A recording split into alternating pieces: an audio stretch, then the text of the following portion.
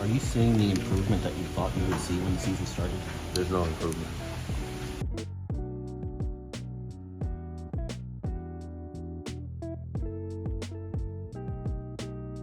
What's good, y'all? Welcome to another episode of the Chop Pod.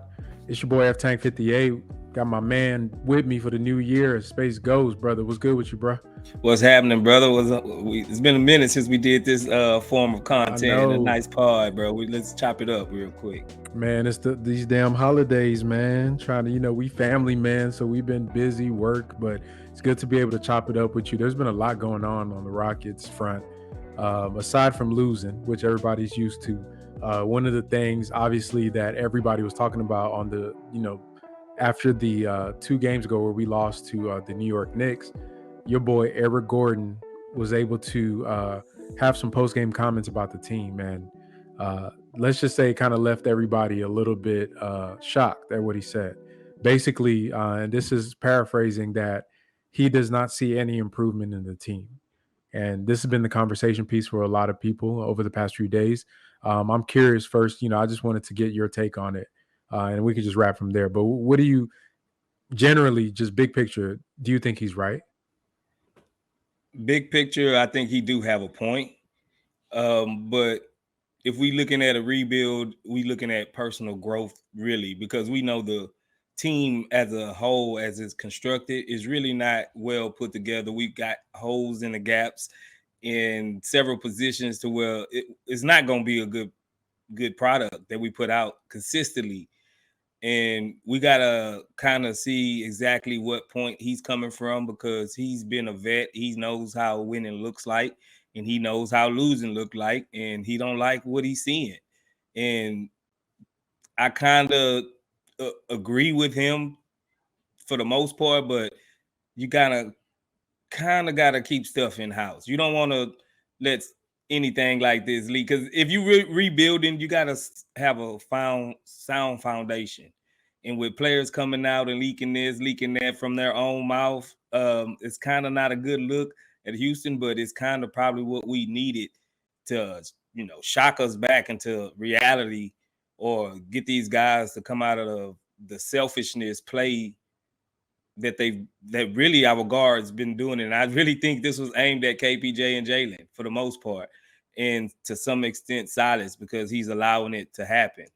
So for the most part, I think he is on point with what he said, but kind of have a team meeting or something before you just take that to the media. Yeah, I totally agree with what you just said, because honestly, to me, like, it's clear that he's talking to the backcourt. I know a lot of people said he said the overall team. My view on it is that if he's talking about sharing the ball and playing for one another, what does Garuba have to do with that?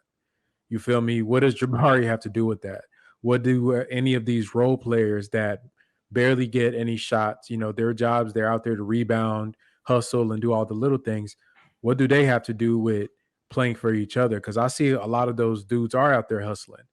And it really come down to the guys that have the ball most of the time, which is Jalen and Kevin Porter Jr., as to why we're not seeing an improvement in basically their level of IQ in playing team basketball. Where I disagree with EG, obviously, and I don't think he meant, I think he was more nuanced, because if you look at the line of questioning, it was really about the performance of the team and them not being able to generate offense and play within the flow of the offense. So in his mind, I don't think he meant that the players individually weren't improving. We can see Jalen has improved from this season to last season. We can see Kevin Porter is having a great season to start this year. Sengun is playing good. Guys are playing good, but as a team, it's like we look good in one game, then a few games later, we look like a team that's never seen each other before on the court.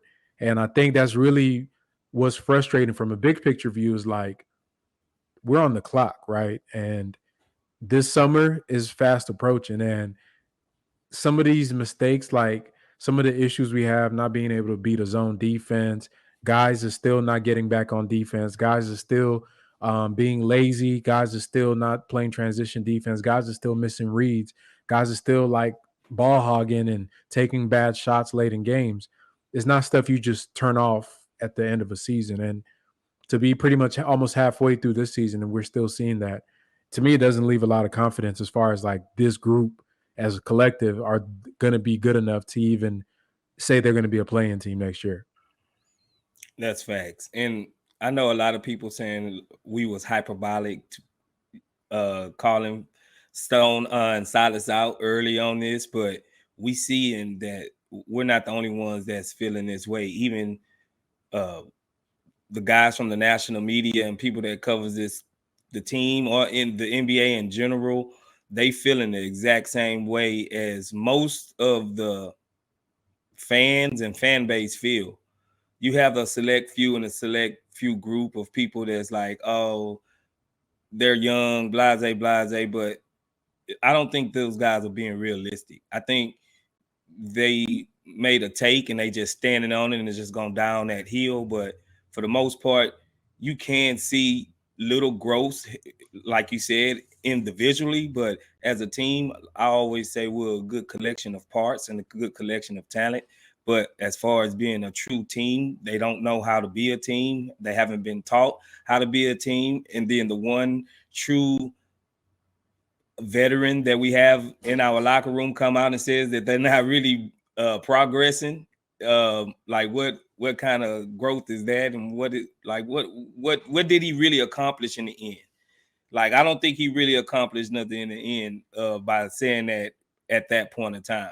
So if anything, it can hurt the chemistry right now because it's so fragile. You can tell the locker room is fragile right now. Silas is going to through everything trying to fix this, and you could tell on his face, man, he's looking older and older by the game. It's not looking good for Silas. He just recently have the worst record as an NBA coach. That's got to be tough. That's got to be tough. And for your vet leader to come out and say, man, I don't basically he's saying, I don't know what we're doing. We're just all over the place. And it seems like we have no leadership, no structure, no clear plan ahead of time. There's like, I always get people ask me, so what do you think Stone vision is? I don't know what Stone vision is because I don't see a clear path or see like cookie crumbs to say, oh, he's going and leading up in this direction. He's kind of been all over the place. So I don't know what even our identity of our own GM is. So take that as what it is. That's been the case, honestly, pretty much the whole time. We have literally been confused from day one with this team, whether it was the Victor Oladipo signing, the wow factor, the Wall situation, the Christian Wood and Daniel Tice situation. Just it's always something, right? And I think common sense would say like, okay, they don't know what they're doing. That's what it looks like. But there's those that say, well, nah, this is some like mastermind type stuff where high level like thinking where they're gonna outsmart the rest of the NBA with doing X, Y, and Z, when the simplest explanation is always be like, these dudes they don't know what they're doing. And one thing you can guarantee in life, bro, is reality always gonna check it. Like, no matter, you can cap, you can lie, you can cheat still, but at the end of the day, it always is going to catch up to you. And as time goes on and some of these things start coming out and you get these stories coming out, and reality starts in, it just goes to show that a lot of the stuff that they were doing that we thought were just outrageous and dumb, honestly, were really just outrageous and dumb. For Silas, I mean, it's sad. You think about it. This dude, I think the stat you were saying, it's like 190 games or something like that. For coaches that have coached a certain amount of games, he has the worst record in NBA history. That's on his resume. I was saying, I don't know if you remember this on the spaces. I was telling people, you could claim whatever style of learning or teaching or coaching. At the end of the day, basketball is a outcome-based sport. Like, you got to win or lose, right? And there's money involved. Ain't nobody got time for that when we talking about money. Like, you got to produce, and is one thing to be the soldier for the team. Yeah, I'm a team on a tank. You're on a tanking team, but at the end of the day, they could also just cut you off, and then you're going to be stuck with having the worst record in NBA history. You feel me? So, even like today, the clip is going around from ESPN 97.5 Houston that has Lance Zierlein and John Granado talking about the situation with the Rockets. And John was able to even say that he's been hearing grumblings that Silas won't make it to Hakeem Olajuwon's birthday, which you point out to me is January 21st, which to me is shocking because I always thought, regardless of what happened, we are already pretty bad as a team. They wouldn't fire him until the summer. But the way is looking, and I think you had said this before, that the only way you see them firing him is if he loses the locker room. So with the EG thing, what do you think about? Do you think that is it the embarrassment from the national media and all the fans really kind of down right now, or do you think he's actually losing the locker room? I think he's actually losing the locker room. Having nobody really came up and just really stood up for Silas. And, our young guys having nobody have really came out and stuck their neck out for Silas the way Silas have been taking all the bullets for the team. Like, he is going to be the scapegoat, the fall guy, however you want to look at it. He's taking all the bullets and he's doing it in I would say gracefully. I guess you would say he's not bitching and moaning about it. He's not complaining about the team he have. He really genuinely loved this team. I'm pretty sure this team have a special place in his heart, being this is his first coaching experience. So he feeling like he's got to take all of the criticism, all of the shots taken. He's falling on all the bombs. He's taking it. And now I think we got to ease up off of him so much and just say, look at what he's getting dealt with Stone. Like, Stone really is getting a flyby pass on a lot of this stuff to where he's not even being mentioned. Like, look at our biggest glaring weaknesses. We've had these same weaknesses for 3 years running. Since James Harden left, we didn't have a point guard, no backup point guard. Didn't fix that.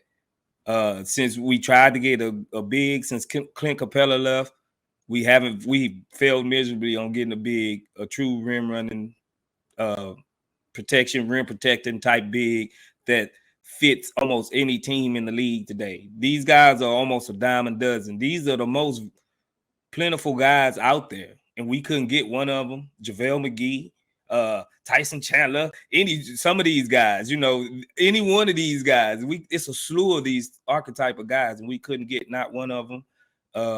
Backup point guards, like we see them all the time. We had DJ Augustine, let him go. We had Kelly Olynyk. We even traded for Kelly Olynyk and still let him walk. I think we should at least gave him a 2-year deal, at least another year deal and a player option or something. Kelly O was an inspiration here. He was one of the brightest spots here last year. We let him walk for nothing. We eventually traded Christian Wood, which I'm not mad at. We did get a first-round pick in Tari Eason. I mean, eventually Ty Washington out the deal, but look at the leftover parts that Boban and we got Willie Cauley-Stein and the other guys that haven't even suited up from out of that deal. And then we cut Shannon Brown and the other guy from Moutier, I think his name was, one of them guys we got from him. So Stone really haven't put together a real legitimate roster from front to back, even a good resume to say he can even build a competent roster, NBA type roster. He drafted well. So he's a scout, basically. If you want to. I'm going to even push back on the drafting well, bro. Like, let's look at the draft. Like, I've been examining this supposedly drafted well. One, none of these guys have done a lick of anything in the NBA for us to even say they're good draft picks. They're good in theory. So ideally, you would project them out to be good draft picks, but obviously there's still a chance that they're not going to be whatever they're supposed to be. So to me, his draft grades aren't going to be completed until the team starts winning. We could see how these guys fit into a winning program. So even within that, you're looking at guys like Josh Christopher that you picked up when there were players that were available in the draft, like a Quentin Grimes, that you could have won. I wanted Grimes. Like I think Bones Highland was in that draft. available. You know, I mean, there were guys that were on the tail end of that draft that were better picks. He picked that. I mean, you also look at some of the potential of some of the other guys besides Sengun and Tari. Pretty much, you know, aside from and Jalen and Jabari were basically just there. Like we really had no choice. It was really between Jalen and Mobley, and I don't think that Stone is a Mobley type of guy. So like those guys were no brainers. Jabari was literally a no brainer. He fell to us whether we wanted it or not. That would have been the consensus pick. So you know, Sengun is the really one of the main picks that he's been aggressive for, and they're not even using him correctly. So that to me is still pending with his drafting thing. The Victor Oladipo, like, bro, it's gonna come a day. I'm just telling the fan base when I go and really get in my bag about Stone and look back at this Harden trade because it's a lot of stuff pending right now. The way the Nets are looking, that player that we got back for James Harden ended up turning into Avery Bradley and Kelly Olynyk, and we let both of them walk because that's what we traded to Victor Oladipo to Miami for, and a pick that never conveyed. And we've been trying to clean up the mistake of not keeping Jared Allen on the team ever since. You get the Kelly Olynyk, you let him walk. You try to bring in a Daniel Tice. He doesn't work out. So you had to move on for him, which led to the Schroeder contract, which you ate and let him walk because the trade went through. Then we're not even talking about trading Eric Gordon, who was supposed to be gone about 2 years ago. Maybe he wouldn't have said this. Maybe there'd be better improvement if you had broken Eric Gordon down for actually positions of needs, like to your point, a backup point guard. Maybe try to give DJ Augustine another spin, a guy that had the second team humming, that could be a veteran presence, teach these guys how to run plays, how to set pace and all that stuff. Maybe, but all of that, you know, like you said, Silas is going to be the perfect patsy for the team, and that man did not do himself any favors. The rotations were just asinine. Some of the lineups, the minutes restrictions on certain players, the timeouts. I mean, he's all over the place as a coach, so he didn't do himself any favors. But yeah, I do feel that, and as much as we rag on Coach Silas, I do feel like it's a bit unfair because if you know any type of basketball, and you look at this roster, I really don't know what anybody could do when Daishen Nix is your damn backup point guard. And then what the hell happened to Nix? All of a sudden he off the map.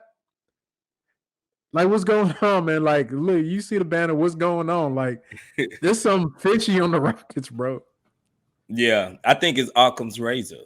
If it's simplest explanation is what it is. We just bad team. We incompetent ran bad team. At the end of the day, you could call it stealth tanking. You could call it whatever you wanted to. We just bad, bro. From the end, your record is what you are.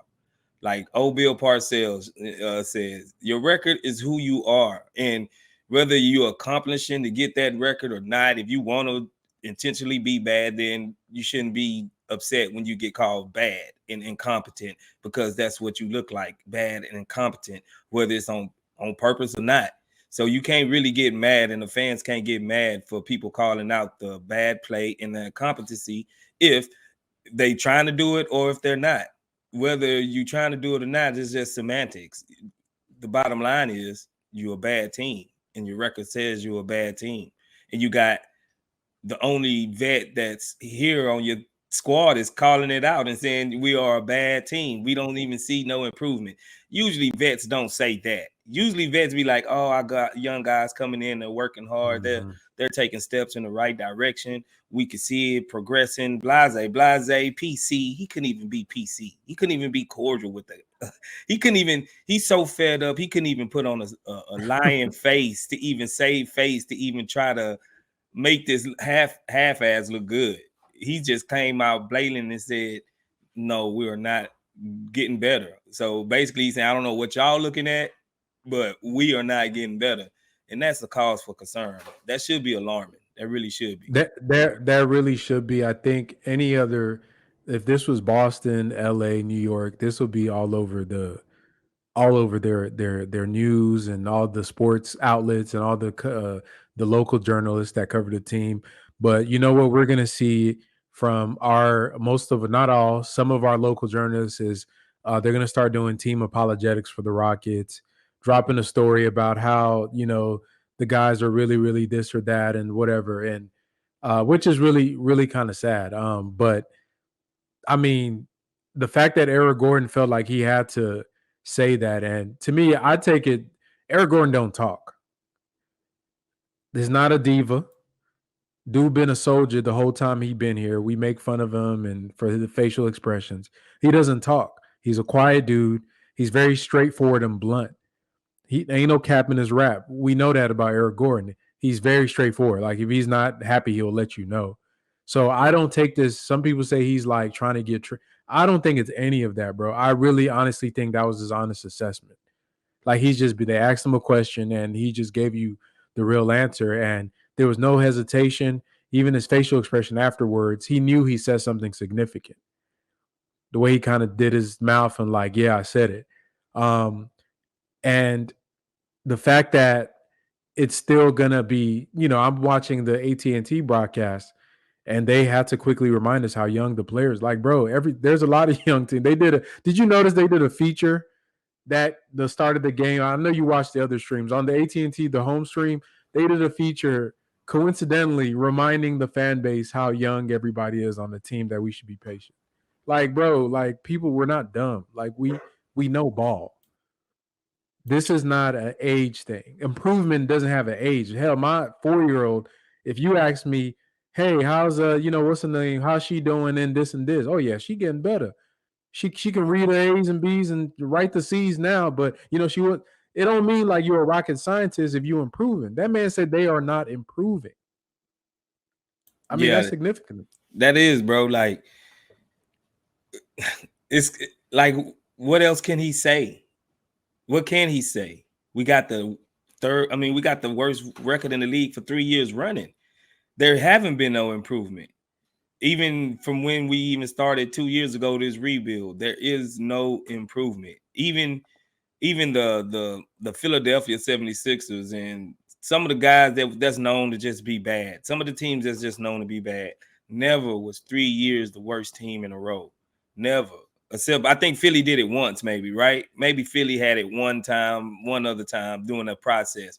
But I think they still end up winning like 20-some games, some upward north of 20 games at one point in time.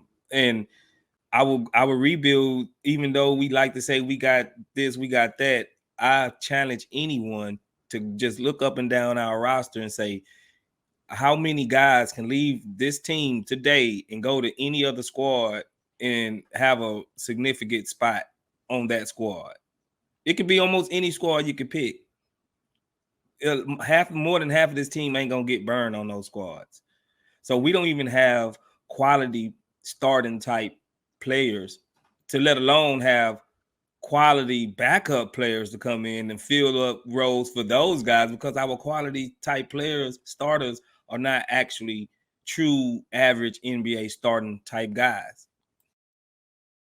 Yeah, that is crazy to think. You know what's funny? You're looking at a guy, Anthony Lamb is closing out games for the Warriors in crunch time. What is going on? Bro, what world are we in, bro? This man that was our G leaguer is over here playing with Steph and Dre. I mean, Clay and Dre in a double overtime game against Atlanta. He was a legit punching bag on the Rockets. We punched up on him like Knicks. He was Knicks last year. But you just see what structure and a clear plan and basically a team that's already established, what type of effect it can have on any type of player, bro. Like, we thought Knicks would go over there and probably put up 12, 15 points a game and look good at it. Because they got structure. They got a clear pecking order. They're not all over the place. They've been there, done that. We the totally antithesis, juxtaposed, any type of word you want to. We the opposite of them, the complete total opposite of them. So it ain't surprising that somebody left here and went over there and actually realized how to play basketball, because we don't play basketball over here. Yeah, I mean, I'm looking at some of our stats from like our offense got improved by 1 point per possession. Our field goal EFG is down 2%. Turnovers are up this year from last year. We're a better rebounding team. Our defense is pretty much the same as last year, as it was this year. I mean, it's really not. We're not generating any type of good shots, and our shooting is so trash right now. You're looking at one of the things that I noticed for our offense, bro, is that when you run a spread pick and roll or the Silas type of offense, one of the shots that a lot of these teams generated are corner threes, and we've actually are only generating 6% of corner threes out of our offense. Now, to give you guys a comparison, when Harden was here in a similar offense, he was generating almost 12, 13%, which is I mean, that's double. That's a big, big difference when you look at it over an entire season. And this is actually less than last season. And to me, that's significant because those corner threes are reads in the pick and roll that you literally the pick and roll is designed to give. Because when that big gets to rolling and the defensive big got to make a choice between the ball handler and the big that's rolling, the help usually comes from that weak side corner to try to stop that roll, and that's when you get that shot. But because we don't have the requisite playmaking to take advantage of it, it's literally went down from last year, as bad as we were playmaking last year. So, I mean, I think this is really where Silas gets hung is that he was touted as an offensive savant. And currently we have one of the worst offenses in the NBA. So if he can't even do that, I mean, we're not a defensive team. We don't, we're not our identity isn't to clamp you down, we're gonna be run and gun. They're not running, the pace is slow, and they're not scoring. And the one player that does help them score, he played 20 minutes a game. So it's like I said, I do feel bad for the brother, but at the same time, it's like he has not helped himself at all in any of this throughout this process. And the reddest flag for me for him was when he was hired and they didn't let him pick his coaches. I mean, I don't know if that's normal in the NBA. That seems very abnormal that you'll go as a coach to a job and the team selects all your assistants. Like that was weird.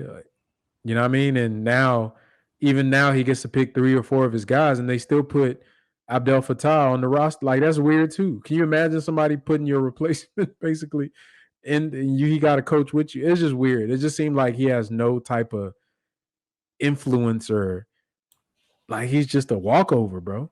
Bro, those are deal breakers for other coaches.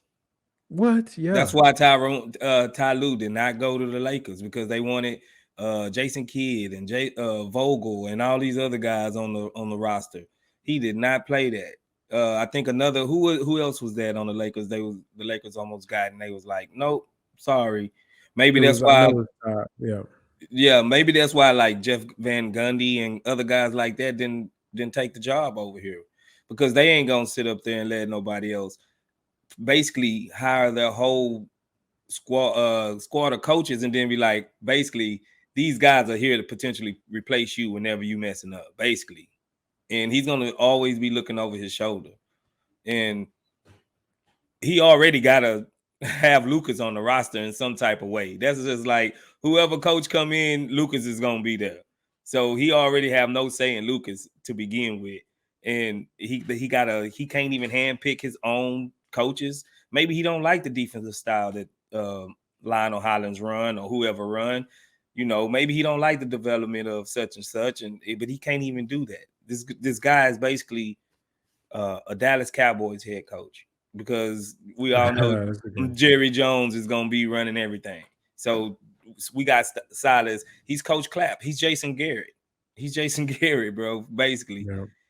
And he's going to end up taking a fall. He's going to take a fall. But I would say one thing about Eric Gordon. You can't just sit up there and call the kettle black like that, bro, because you haven't been giving your whole effort and anything. Like you are a vet, but you haven't been a show of inspiration around here. Like you haven't been leading. So you can take what it is with that, bro, because Eric Gordon, it's almost like the messenger. He was the wrong messenger to say it, but we don't have nobody else to say it with clout or either any cachet on the whole team to say anything but Eric Gordon. So it's just like a fine line you have to walk with it. I'm almost indifferent. I'm almost on both sides of it. You know what I'm saying? But it is what it is. But Eric Gordon, he ain't do himself no favor either, playing like trash. Yeah, I think it's with the Eric Gordon thing, I think two things can be true. I mean, it's a lot of the stuff with the Rockets. Two things is true. Eric Gordon can be very right, and at the same time, he is a culprit of that because he's been mentally seems like it's checked. I mean, the fight with Jalen and Jabari, or the argument on the sidelines where he's just that's your vet. He's sitting there like dazed, like he high or something, and just not even unfazed. That two of the dudes he's supposed to be vetting over here, making a scene in public. And you know that lends back to me once again back to Stone. Like you got to understand, Boban cannot be a vet for any of these kids. Like that's not. He's nice, but he's not going to tell Jalen get back on defense or get in his face like why you being lazy or now you got to make the pass like this or when you drive. Boban don't know none of that. So why is he? You know, okay, he's a cool guy. Everybody loves him. Okay, we get that. Eric Gordon is not vocal like that. You know, and even if he is, he don't talk as much for them to. He's not a rah-rah in your face type of guy. He's not a Pat Bev or a Rondo, one of them dudes that you'll know he'll yell at a young dude and try to get him right. So why are you relying on him to do that for this young backcourt? You have the one sane voice that came out and quelled everything was KJ Martin. The dude's a baby. He's 21, 22 years old. He's the voice of reason in the room. You seen the interview with him where he's just like, yeah, it's just part of development, and we're just trying. Like, okay, like that's the vet, and he's a baby. Who's his vet? Nah, I missed that. I actually missed that. Yeah, But check that out.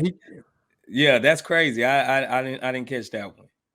Yeah, KJ was the one that kind of like, yeah, sometimes tempers get hot and people get frustrated with losing. Type like on some coaching, like mature stuff. Like he was like, yeah, people are just frustrated. Nobody likes to lose. Just set it straight. What a vet's supposed to say.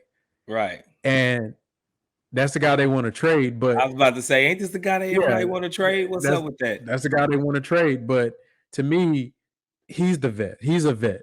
You got babies, what they used to say, you got babies raising babies, basically. And you expect what to happen? There's no, like, it's the Wild West. You can't have a coach that's as lax as Steven Silas and also have no vet support to kind of supplement some of the weaknesses he has with his kind of demeanor with the guys. And that's on the GM. That's on the front office. They got to, it just seems like they don't understand ball from a nuance standpoint. Like they might get the X's and O's and they got all the calculations that tell them this generates this shot, but you don't have a vet for Jalen Green and Kevin Porter Jr., bro. You didn't think that was you didn't think that was important? Like who's a basketball person in that front office that's helping informing them, like that's giving them that information that this is literally prerequisite in the NBA. You can find any player that's great, that's been great. LeBron, they all have vets, and they ain't got to be no superstar or some guy that's averaging 30. It could be the most randomest person. Who they say Kobe's was? What's his name with the long socks? Oh man, he was a guard. Vic Van Exel. Van Exel. That was Kobe's vet. It's just random guys.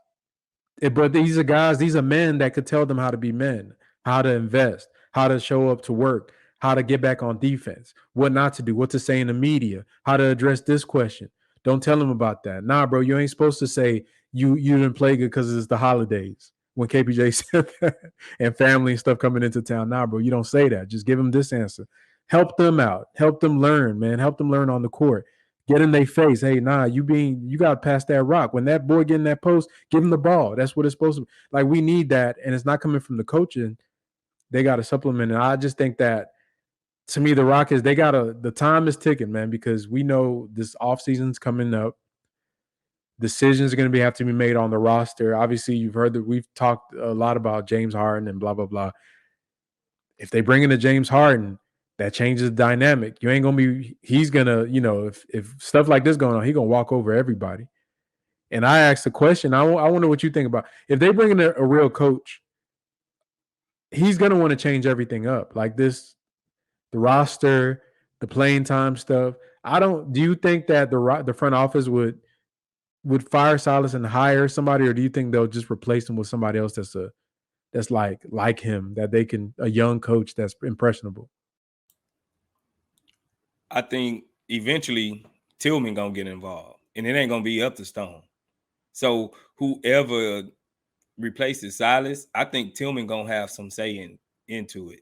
And he's not a basketball guy either. So is it gonna be even a better choice than what Stone is gonna make? I don't know, because Tillman got to shoulder some of this burden too for chasing out Daryl Morey and all the execs and Tad Brown and all of everybody that's been here for centuries, and this is a complete total rebuild, even down to the draft people, to even down to the socks, bro. Everybody is new, and it's just dysfunction. So I'm hoping they would. I'm hoping they bring in somebody that's done it, like a Pat Riley type guy, somebody like that just got a depth of wealth of knowledge. RC Buford, from the Spurs. Isn't Jerry West a consultant for stuff like this, where he helped teams out? They bring him in to like get. Yeah, but you got to pay Jerry West. That's why. Man. That's why that boy got him over there. Jerry want his bag, bro. But he's worth it. He's worth it. Yep. I know what's his name? That dude, the Microsoft guy, Ballmer. Yeah, he paid that back to get Jerry in there to get them started with their team and get them back on the right track. I don't know if Tillman got that back. He took West. He bought West from the Golden State Warriors. And them boys got Silicon Valley money. Yeah. So we ain't even. So we ain't in the Jerry West neighborhood. Okay. No. We could probably try to get a Brad Stevens or somebody like that. Somebody. We need you know who I wouldn't mind getting, no joke, like Usai Mujiri from the Raptors, Toronto, or somebody like that. Yeah, man. Somebody just knows hoops, knows in and outs, the loops. That's really a Sly Fox, Silver Cat, one of those guys that's just so slick you don't even know you got took until after you done signed the paperwork and be like, hold on, I done got had. We need somebody like that, bro. And I don't think Tillman got the dollars to do it. That's why I think that's a good point. That's why we got a rookie coach and a rookie GM, right? Right. That's exactly why we got it, because Tillman know he ain't gonna make no money doing his rebuild.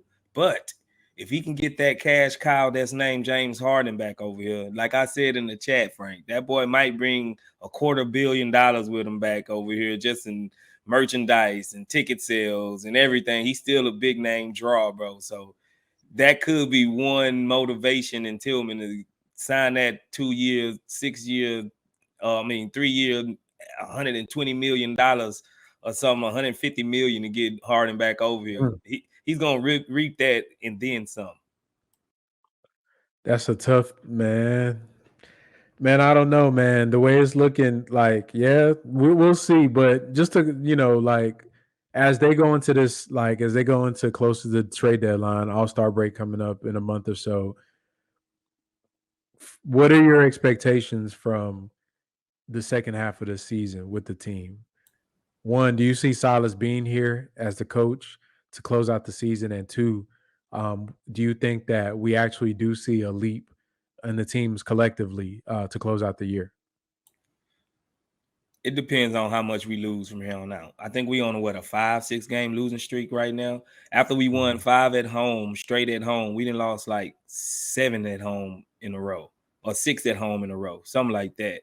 And if this losing streak continues, I think we already, like they said, we're hearing grumblings already. Eventually, something's gonna have to be done. So I'm not gonna say by January 21st, Elijah won, but maybe by the trade deadline, maybe he be packing up with Eric Gordon and they both be out of here. Hopefully, well, I ain't gonna say hopefully, because I don't like for nobody to lose their job. I really don't. I really feel bad for Silas, but he was put in this predicament, bro, and this is what he's just gonna have to bite the bullet. And I hope future GMs and somebody will see what type of predicament he was in, that he just didn't have a competent squad around him to where he'll get a legit another chance, bro. I don't think this should be his last chance and final say so, like he's just bad, because he didn't have a real good squad. You know, he didn't get the Nets and tank the Nets.